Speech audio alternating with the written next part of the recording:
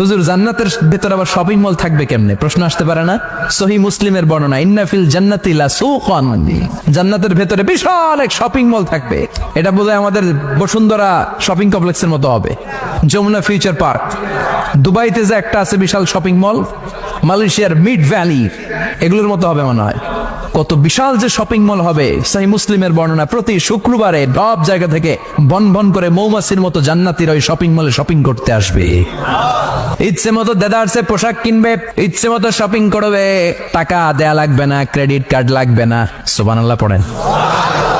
ইচ্ছে মতো শপিং করবেন। দুনিয়াতে একটু কষ্ট করে হালাল উপার্জন করে খেয়ে যান। আল কানাআতু মিনাল ইসলাম, অল্পে খেয়ে তুষ্ট থাকার, আল্লাহ শুকরিয়া করা, এটার নামই ইসলাম। অল্প খাও, অল্প পড়ো, অল্প জমাও, অল্পের ভেতরে বরকত ঢুকাই দিছে কে?